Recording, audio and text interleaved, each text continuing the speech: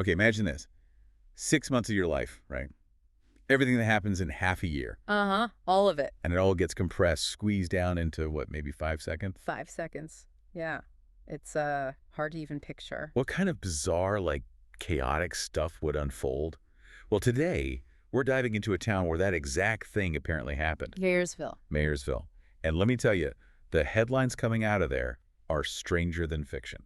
Definitely stranger than fiction. Welcome to the Deep Dive. This is where we take your sources, articles, notes, research, and we really dig in to find the most fascinating bits. And today our mission, if you will, is to try and unpack this extraordinary chain of events in Mayorsville. Yeah, it all kicked off after some kind of incident with the mayor, and something called, dramatically, the time toilet. The time toilet. Right. So we're looking at excerpts from a local news program. Mayorsville, 6 months in the 5 seconds. That's trying to make sense of, well, absolute pandemonium. Pandemonium that happened in an instant. It's really quite something, this sheer compression of time. I mean, we're talking a whole half year. Births, deaths, everything. Exactly. Personal wins, huge disasters for the community, all happening in, like, the time it takes to snap your fingers. Wow. The report says Mayor got trapped somehow in this time toilet thing, and that triggered this massive temporal distortion. Affecting, what, 4 counties? Mayor Hub, Greenby? Bubo and Fish counties, yeah. And the first advice was just, find something sturdy to sit on and brace yourself. Which tells you something right there. It really does. But the big question, the really interesting part for me, isn't just how it happened, but how does a community even start to adapt? Or even just process it. An instantaneous leap like that. Exactly. And this news program, our source material here, it picks up right after that 5-second jump. So it highlights just how sudden it all was. Everyone totally unprepared. Utterly unprepared. Okay, so let's try and unpack this 6-month whirlwind that hit Mayorsville in 5 seconds. Once the time jump settled. If settled is even the right word. Yeah, maybe not. But Mayorsville didn't just stand still, did it? Oh, no. The stories that bubbled up immediately from that compressed half year are, well, they make our usual news cycle look pretty boring. Mundane, yeah. Let's just jump into the new bizarre normal. Right. First up, we've got this tale of a local legend, Loken Dunkman Johnny M. Loken Dunkman, okay. He reportedly dunked, and I'm using air quotes here, but maybe not on the boss of the local crime syndicate, the Tiny Men. Ah, the Tiny Men. Their boss, Tiny. A formidable character, apparently. Yeah. Now, you might think dunked on is like a metaphor, right? Like he outsmarted him or something. Yeah, like a verbal takedown or maybe ruined him financially. Nope. Reports say this dunking was monstrous, physically devastating. So bad that Tiny ended up in the hospital. And then died from the injuries from being dumped on. That's what the source says. Died from the dunking. They've already planned the funeral for next Wednesday. Which, given the time jump, must feel ages ago for them. Right. So what does this tell us? I mean, about the immediate aftermath. How could something like that just happen? Well, connecting that to the bigger picture in Mayorsville, this isn't just like a breakdown of law and order. It feels more like a profound social reset. A reset? How so?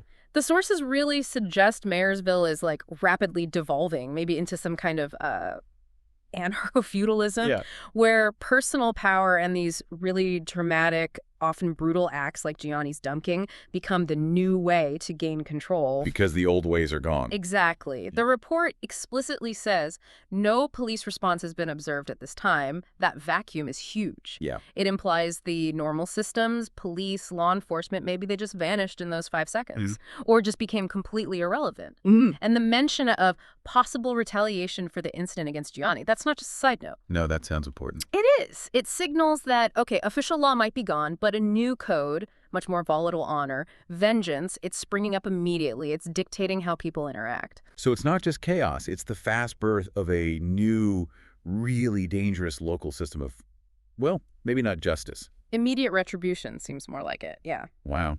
Okay, so society's structure gets flipped on its head. Power is taken, not given. Seems like it. So if the law's upside down, what about, like, physics? Because the next thing the sources talk about really messes with reality itself. You're talking about Mateo F. Yeah, Mateo F., the founder of the Bois TV series. He's reportedly literally inverted. Inverted, not figuratively. Nope. Quote, upside down and backwards, physically. Upside down and backwards. Okay. Beyond just how physically weird that is. What does the source material say about, like, what that's like for him, the experience of it? Well, that's where it gets really deep, doesn't it? It raises huge questions about personal reality after this kind of time distortion. For sure. Researchers, experts, they're apparently looking into it right now, trying to figure out the mechanics, sure, but also the long-term psychological stuff, the existential side of being physically inverted. That sounds terrifying. The report hints at, yeah, maybe some profound disassociation. Although, interestingly, Matteo himself apparently made this declaration. Oh, yeah? What did he say? He says he'll stay inverted for 28 years, until 2053. He's committing to it Yeah. for almost 3 decades. Seems like it. And they tried to undo it, right? But the description of that attempt, Matteo said it felt, quote, like being sandwiched between a Norwegian goat and a French house cat. Okay, that's specific. It's bizarre, right? But maybe it's a metaphor for, like, a total scrambling of your senses, your feeling of personal space, maybe even your internal body map. It's completely reordered. Wow. So what do the experts think about his mind, his sanity? They remain optimistic about his cognitive functions. That's almost the creepiest part. Optimistic, despite being upside down and backwards and feeling goat cat sandwiches. Exactly. It implies they're dealing with something totally outside known human experience. It forces them and us to ask, what does normal even mean in Mayorsville now? And Matteo's commitment, maybe it's not just survival, maybe it's like acceptance, almost mastering this totally alien way of being. Mastering being upside down and backwards. It's a chilling thought. Okay, so we've got personal inversions, brutal local power plays. A normal Tuesday in Mayorsville, apparently. Right. So now our deep dive shifts a bit to how this strange new reality is hitting, like, the wider world, Yeah. celebrations, international relations, and, well, something genuinely out there. Okay, I'm ready. Next up, a local resident, identified only as V. Beef at it. V won the big Mayorsville Award for trucks. The Trucks Award, is that like best truck? Seems like it. An astonishing performance at last week's All Trucks gathering, capped off by this now famous line, V just said, "Mud truck." Mud truck. Okay. Catchy. Right. Now, normally winning a local truck show, it's nice for V, but... Not exactly global news. Exactly. Right. But the fallout from this win is anything but local. No, this is where it gets really strange again. This seemingly minor local win has somehow attracted international attention. It shows how Mayorsville's weirdness can just ripple out unexpectedly, creating these bizarre, unpredictable kinds of, like, diplomacy. Diplomacy over a truck. Apparently.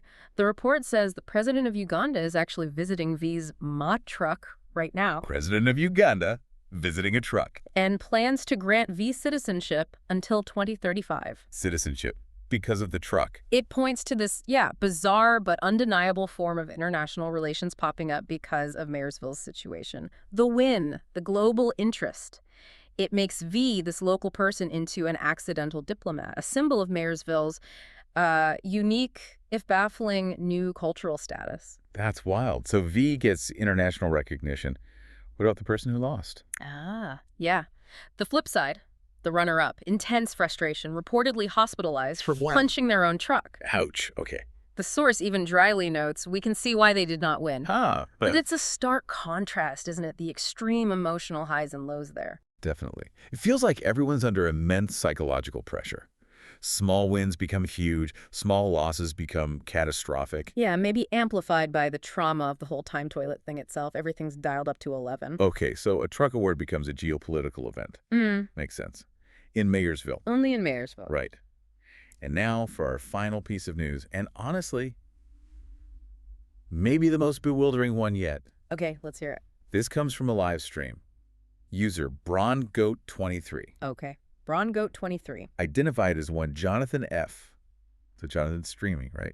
And he does something that seems so minor, so dumb even. What did he do? He smeared BBQ sauce on a framed picture of LeBron James. PBQ sauce. On a picture of LeBron James? And apparently that was a very, very bad idea. Yeah. Who knew a condiment could be like a portal to total chaos? Wait, what happened? What does the source say? What's fascinating here is how it shows this complete breakdown of, like, cause and effect, as we understand it anyway. Okay. This wasn't just some harmless prank.